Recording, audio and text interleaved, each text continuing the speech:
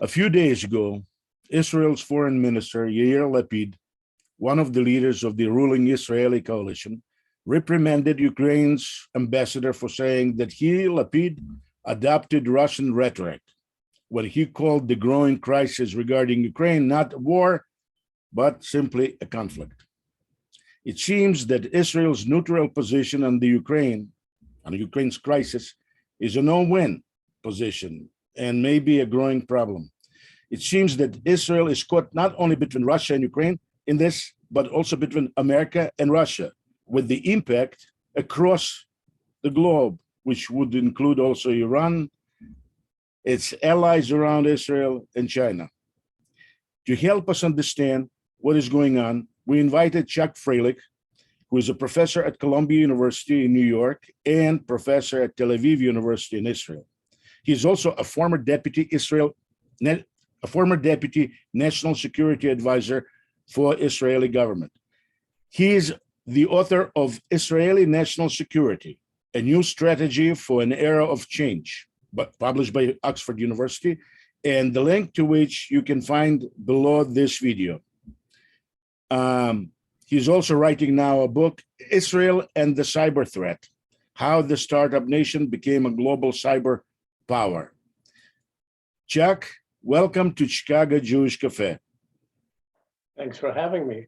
And if you already mentioned all of my wonderful doings in life, let me just add one more book, Zion's Dilemmas, How Israel Makes National Security Policy. Wow. One of the great wonders in history, but the book tries to explain how it's done. Well, we'll mention it and we'll put the link to it below this. But thank you very much for stopping by, and let's get right into it. You wrote an article for Haaretz, which drew my attention. And the article in Haaretz basically said that Israel's problems are just going to be growing as a result of this conflict around Ukraine. Why? What Israel has to do with it? Well, we're far away, about 2,000 kilometers from Ukraine to be precise. But the truth is that what happens in Ukraine, it's not just Ukraine, it's a global crisis, has major ramifications for the Middle East as a whole and Israel in particular. What is the nature? What is the specific problem? I mean, there's all kinds of problems. What is the specific problem regarding, Israel when it comes to Ukraine and what's going on there now? Well, there's lots of them. It starts from the fact that, of course, Israel's national security is intimately and inextricably linked to American national security. And unfortunately, I hope I'm wrong, I don't see how this crisis ends without the United States taking a blow and Russia coming out ahead. And if American stature is hit, then by default, Israel's is as well. We are so linked to the US. We're so dependent on just about for everything. Why do you think that Russia is going to come out ahead on this thing? Well, first of all, Russia's interests are greater than American interests. For Russia, Ukraine is the part of the near abroad. It's even more than that. Russia doesn't really consider Ukraine to be a legitimately independent state. Should be part of Russia once again from their perspective. For the United States, Ukraine is a country, not a terribly important one. And if it wasn't for the fact that there was a crisis with Russia over it, the US wouldn't care particularly. Again, Russia wants you to reabsorb Ukraine if possible. It certainly wants to make sure that it doesn't become a member of NATO. And it is using this whole issue with Ukraine as part of an attempt to split the Western alliance. And Putin has been working to do that in a whole variety of ways for many years and rather successfully. The relations with Turkey, the fact that he established a good relationship with Erdogan sold him the S-400 over major strenuous American opposition, and Erdogan went ahead anyway. He's created already something of a rift between Turkey and NATO. He is selling weapons and nuclear reactors to Egypt, just like he did to Turkey. And I think we're not quite as far along with Egypt as with Turkey, but I think he's creating space between the US and Egypt. And for the last almost 50 years, Egypt has been a leading or the leading Arab ally of the United States in the region. So that's another problem. But before that, it was the leading ally of Soviet Union, of Russia. Of course. And one of the great American successes in modern Middle Eastern history was when Kissinger succeeded it. Well, it was really Sadat's initiative, but worked with Sadat to draw Egypt away from the Soviet orbit. And now it looks like the opposite is happening. And we've already seen in the last couple of years talks between Russia and the Saudis thinking about maybe buying some Russian weapons. They haven't yet. The UAE maybe, other Arab countries as well. Putin is very actively trying to become the #1 superpower in the region. And he's succeeded both because he's been very aggressive about this, first and foremost in Syria, and partly because the US is playing much, much less in the region. It's in essence, it's almost not playing at all in Syria and Iraq at this point. Yes, we saw the targeted assassination now of the ISIS leader, but for the most part, it isn't playing in Syria and Iraq very much, and is generally retrenching from the region. So are you saying that the #1 protector, friend, ally of Israel is leaving the region and indirectly leaving Israel to its own devices? Well, I think pretty much everyone in the region believes that the US is retrenching greatly. The Arab countries are even more concerned, at least in some ways, than we are, in the sense that they know from the get-go that the American commitment to them is not as strong as it is to Israel. So we can rely on more of an ongoing American commitment than they can. But Israel is very concerned about this also. Yeah, the US is retrenching. It's not willing, that started under President Bush, certainly under Obama, and it continued under Trump, despite all the hardline rhetoric. And it's continuing now under Biden. This isn't one particular president. This is American policy over the last 20 years, or almost 20 years, 15 years. So the result is that everyone is looking for other sources of their military security. Now, the Gulf states, the UAE, Bahrain, the Saudis more quietly, they haven't come out of the closet with Israel yet, but all of the Gulf states really are looking to Israel as a partial replacement for the US. And I emphasize partial because Israel's not a superpower. We can help them in some areas, they can help us, but it's a partial replacement for them. Because they're concerned about being abandoned or having less of an American commitment, they're also trying to make nice to Iran. There's the conflicting policy. On the one hand, turning to Israel for military cooperation, but at the same time trying to reduce tensions with the Iranians. This is not the same thing with Russia. Russia is not looking for something like this. Russia is a big power player in the region. And also, how does this situation in Ukraine play within your scenario against Israel? I mean, how? Well, first of all, anytime Russia becomes more powerful at the expense of the US, maybe not every time, but that's usually not good for Israel. We have a good bilateral relationship with Russia today. And frankly, I think Putin actually I don't know if the man has a warm spot for anybody or anything in the world in his heart, but to the extent that he does, I think he actually does for Israel. But Russian policy is in many ways very bad for Israel. It's not intended against us. But as a matter of fact, in Syria, they play a little bit of a positive balancing role for Israel. And in Iran, the fact that they are Iran's #1 supporter isn't because they're anti-Israel. And even what they're doing in Syria isn't anti-Israel. It just turns out that much of this is bad from our perspective. In what respect is it bad? We do not want Russia to support Iran and to support Iran against the US in the nuclear negotiations and to be pushing just for a renewal of the, I'm a supporter of the old deal as the best of the bad alternatives. But we'd like a new and improved deal. Russia isn't trying to do that. They're trying to get everybody back to the old deal. And they're trying to take advantage of the tensions between the US and the West. But Iran is now a military ally of Russia. Why would Russia do anything in that area? So they want them to be even a stronger ally. And so meaning a stick against Russian enemies in the Middle East, right?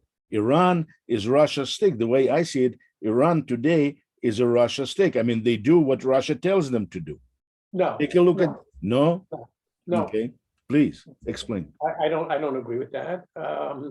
Iran is a proudly independent state, and I don't think they like to do what anybody tells them.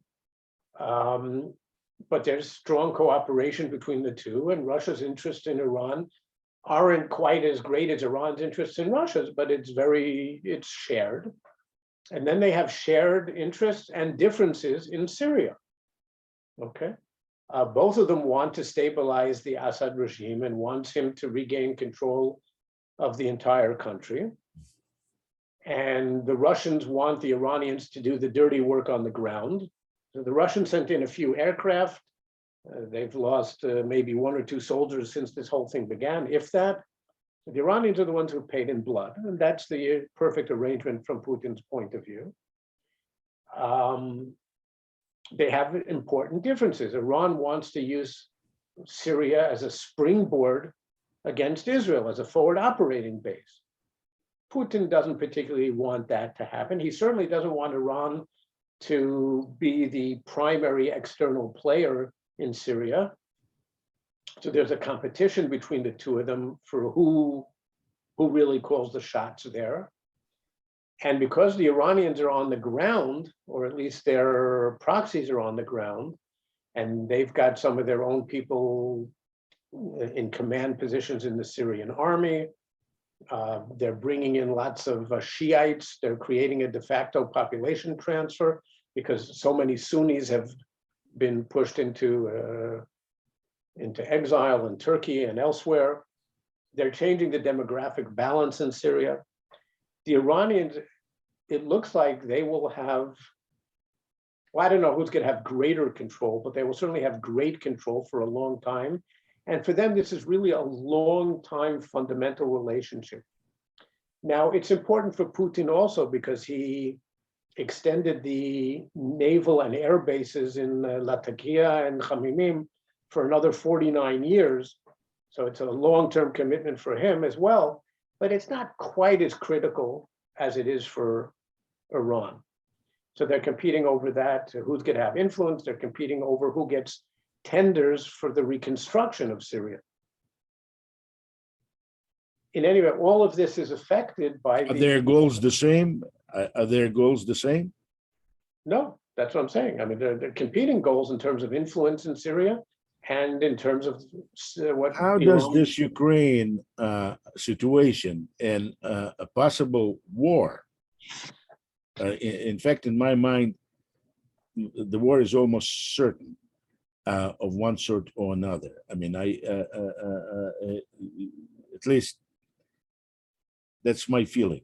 But how does it play and how does it affect Israel? Well, first of all, it diverts attention from the Iranian issue, because for the last few weeks and for at least for the foreseeable future, the international community is going to be focused on the Ukrainian crisis and not the Iranian crisis.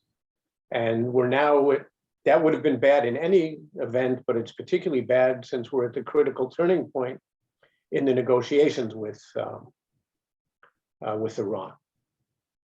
And if Russia is strengthened generally, then its position in the negotiations with Iran are strengthened as well. And if the US is weakened, the same thing. But I do not see, when you say strengthened, I mean, how does, let's say Russia does not invade Ukraine. Its position is not going to be strengthened. If it's going to invade Ukraine, its position is not going to be strengthened. It's going to be weakened on both counts. Well, I don't know that that's the case. Okay. First of all, I think we agree, based on what you said a minute ago, that it's most likely that Russia will invade in one way or another sooner It's or my later. feeling, yes. I think so also. And I tend to think that Putin is so committed that he will do something bigger rather than smaller. I'm not saying he's going to conquer the whole country. I wouldn't rule that out either, but it's not just another little Donbass. It's not going to be a little, some more green men, as it was called at the time. He's going to take over a part of Ukraine. And in so doing, he shows the weakness of the United States and NATO, who can't prevent him from doing it. And I think he's going to use this for more things. Maybe he will decide to reoccupy Belarus, and he will take a hardline position in all sorts of areas towards the US and the West. And his relationship with China will probably also be strengthened by this. I think maybe he's doing better than the Chinese wanted him to, because now he's coming back not as a secondary superpower. So there'll be two big superpowers, China and the US, and he'd be the little guy on the block. That's what the Chinese wanted. With 6,000 nuclear weapons. Yeah, but okay, of course, you're absolutely right. But economically and diplomatically, he would have been the little guy on the block. And today, most competition in the world is diplomatic and economic. And to the extent that it's military, it's not using nukes. But he's not yet, but it can go that way anytime. Well, that I don't think will happen. Okay. Hopefully not. Because the US is not turning this into a nuclear crisis, and Putin doesn't want it either. The point is, as I think I said in the beginning, I don't see how this ends without Putin coming out looking better than the US. Maybe it won't be 100%, maybe you're right about that. But I think he comes out looking stronger. And partly just because he can't, I mean, of course, I could be wrong about this, but I don't see how he can back down. He's so committed. He's got, what, 130,000 troops there? So he's going to go and occupy another few inches of Ukraine? No. He's got to do something significant or he looks bad. Some people But he's going to look bad either way. Well, look bad to whom? To the Russian people? I think it will look very good. Well, no, to some Russian people it will look very good, but to most Russian people do not believe that that the good thing is for Russians to kill Ukrainians. Well, they hopefully won't have to kill too many. Yeah.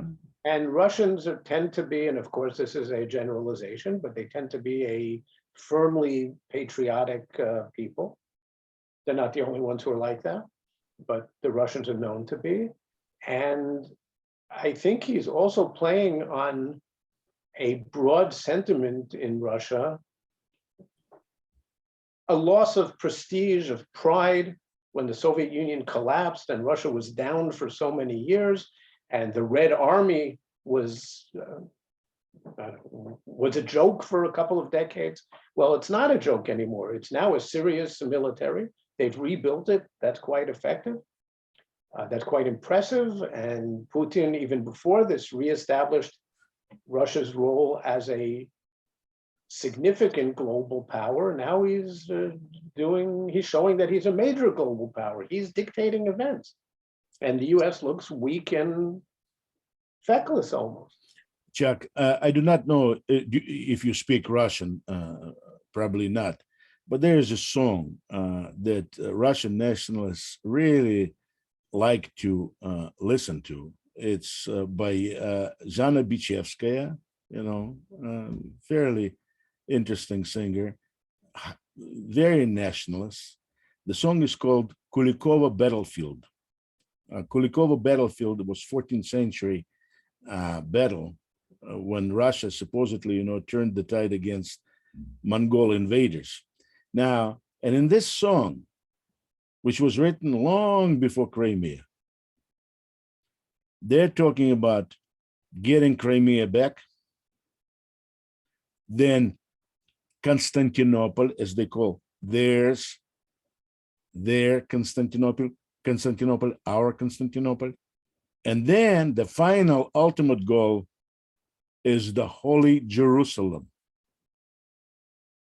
Russia looks to Israel not as a potential ally, the way I see it, but as a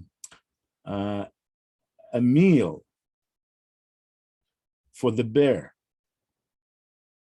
And what I see that in Israel, very few people understand it. What do you think about this? Well, first of all, I don't like to mess with hungry bears, and I think this is a hungry one. But I don't know. I'm not terribly concerned about that.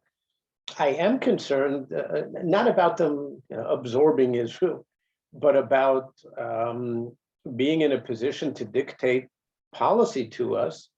Yes. And we saw last week there was a aerial patrol, an overflight, whatever you want to call it, along the Golan border, a Syrian-Russian a joint patrol. And it was a very, very strong message to Israel. The question is what the message was. Were they saying curtail your attacks against the Iranians in Syria?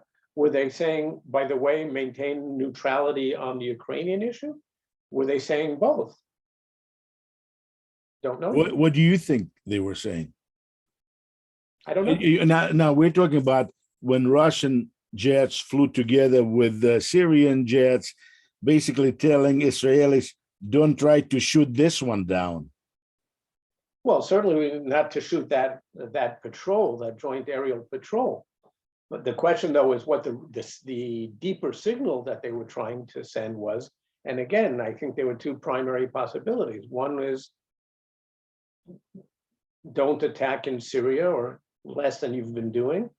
The other is remember we Russia want you to take a certain position on Ukraine, and it could be both. So, and will Israel take, right now, the way I see it, Israel, is basically neutral, not knowing which way to go regarding Ukraine. Well, Israel since 2014, for the most part, has played it very carefully. It did support a critical UN resolution in 2018, critical of Russia. But for the most part, it's tried to be neutral because we're caught here in a bad place. We have to support the United States, obviously. It's our number one ally. But the US isn't playing in the region very much today, and we need Russia critically in Syria. Okay? So if Israel needs Russia so critically, then why not join Putin and say bombing Ukraine is a good thing? No. Like I said, our first commitment is to the United States. But when you weigh the two things, then I think. But look at this, what I hear you saying, that US is withdrawing from Middle East, Russia is moving in, but on top of it, we know that Russia now is in military and growing in terms of intensity military alliance with China and Iran. Now that's a huge, very powerful combination. I mean, that makes Russia very strong, and it makes China very strong, and Iran too. I mean, the current problems, economic problems in Iran, seems are going to start going away once China and Russia especially, are going to start pressing the United States, as they're doing now, to remove the sanctions against Iran. And the United States is removing sanctions. It's now waiver back, that allows this. No? No, that what they did now was not a bad move. It was actually, in some ways, it's very good what they did. That goes beyond the whole sanctions issue. That was just some really, I mean, even if you support what Trump did, that was a mistaken move, because these were waivers. I do not support what Trump did. No, I'm just saying, because although I was against Obama signing that treaty, because it was not good to start with, I was not for what Trump did. Okay, no, I'm saying even for somebody who supports what Trump did, that sub part of it was a mistake, because that was what enabled, for example, the transfer of processed fuel to be transferred out of Iran, which is something that we want them to do. Okay, I understand, but billions of dollars are now moving into Iran as well. No, I don't think so. These are just deals to handle that part of it. This isn't where the big money is. Look, the nuclear deal, from my perspective, is a bad deal, but it's also the best of the bad options. Because you always have to ask in life, it's not a question of what you want. We don't always get what we want. It's a question of the alternatives. And if we don't have the nuclear deal in place to contain Iran's ambitions, well, then you've got really two options left. One are sanctions, and sanctions have gotten the Iranians at best to make some partial compromises, but not to give up the program. Let me just finish. If Iran wants to go nuclear, despite the sanctions, they will, and in short order. And that leaves us then with just one other option for the near future, and that's a military attack. And Israel doesn't want to do that. This would be a great topic for another conversation, but I want to get back to Ukraine situation today and the position of Israel. Now, you are saying that it's bad news for Israel either way. I understand it, but what should Israel do? I mean, if you were now, once again, a national security advisor for Israeli government, what would you recommend? To do, I think, what the government is doing so far, which is staying out of it. Now, and so far, I think the US is, actually both sides, the US and Russia both are demonstrating understanding for the Israeli position. Neither side, it seems, has yet demanded a clear demonstration of Israeli support.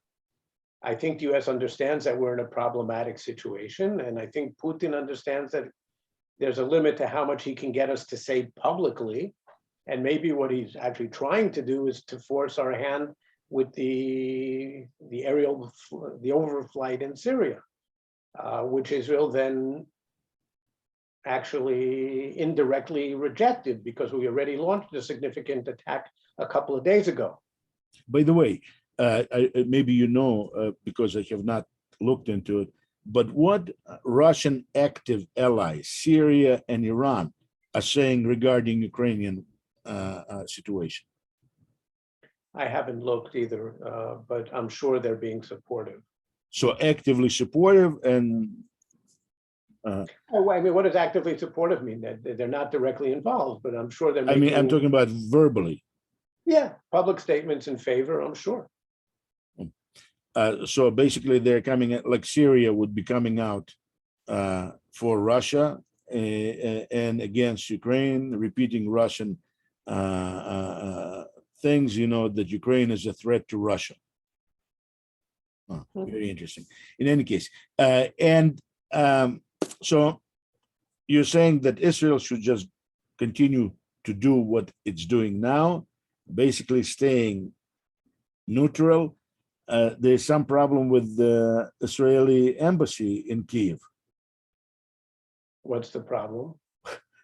They went on strike, the employees of the embassy. Wonderful. That They, one they decided to close. Of course, that's the most important thing that one should do when there's a global crisis is to go on strike. Okay. Well, but the prime foreign minister, of course, that he just not only said that there's not going to be 4% increase in pay for difficult situation that they supposedly are in. No, yes, no, that's a general foreign ministry strike. It's not the embassy alone. I thought, fine. Look, that's a whole different issue. That's a different thing and unconnected, right? Yeah, look, the Israeli foreign ministry's got some very, very deep problems. This is a further demonstration of that. But he's going to be, Yair Lapid is going to be not only foreign minister, very shortly he's going to be prime minister. I mean, look at this, what he's doing with Poland, and now he's having now problem even with Ukraine. That is outside of what is happening with Russia. I mean, he seems like, I do not know, probably you support him. I do not know him, and I have not followed carefully, what he was doing, so I cannot say one way or the other. But look, I share his feeling regarding the Polish attitude toward the Holocaust and things like this. I fully share. But it's one thing that I share as a private citizen. It's another thing that he is a representative of Israel, talking that way, without following up, without doing anything as a result of it. Look, Israel is a small country with many, many major challenges and problems today. And you have to pick your battles. You can't fight on all fronts against everyone all the time. So, but there's one important lesson from human life. When you take neutral position, you do not win friends. Yeah, but maybe you don't lose, or maybe you lose on all sides. I'm not saying really neutral, because we're not. Israel is for the United States, and that's not in doubt and should not be in doubt in anyone's mind. What Israel's trying to do is to stay out of an issue that it doesn't have to get involved in, but which actually, I think in a whole variety of indirect ways, we're greatly affected by it.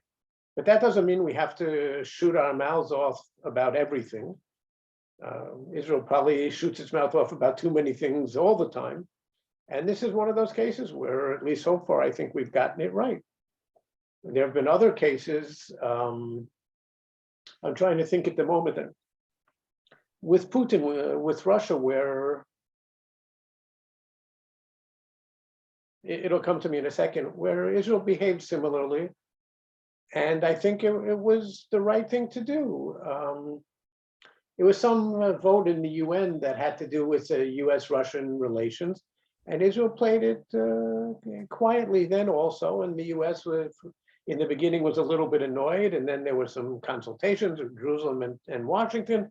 And Washington came away saying, all right, yes, we would have liked it if Israel had come out. And I think that was the thing with Crimea that you mentioned before. No, I think it was, so maybe you're right. I'm not sure. In any event, so the American position was, well, we really would have liked it if Israel had come out and made the kind of strong public statement that we expect of an ally that's so dependent on us and has gotten such American beneficence over the years. But at the same time, all right, we understand Israel needs Russia in Syria and elsewhere. Chuck, before I'm going to let you go, I'd like to ask this question. I'd like actually two things to ask. In the United States, what is normally described as right-wing, political right-wing, is trying to take position following Tucker Carlson and John Mearsheimer from University of Chicago. They want to withdraw. They want to go back to position the United States had in 1930s. And they accuse neo-conservatives in pushing the United States into Russia-Ukraine problem into Middle East. They're basically, I do not say that they're anti-Semitic, but they're hostile to Israel as a provocateur country, you know, that makes the United States do things that the United States should not do or would not want to do. Now, what do you say about this? I mean, like, for example, you're familiar with Mearsheimer, you know, and his philosophy. What is it? Offensive realism. What can you say something about it? Because that is the philosophy, as I understand, drives Tucker Carlson and others like him, you know, in their attitude and in their policies.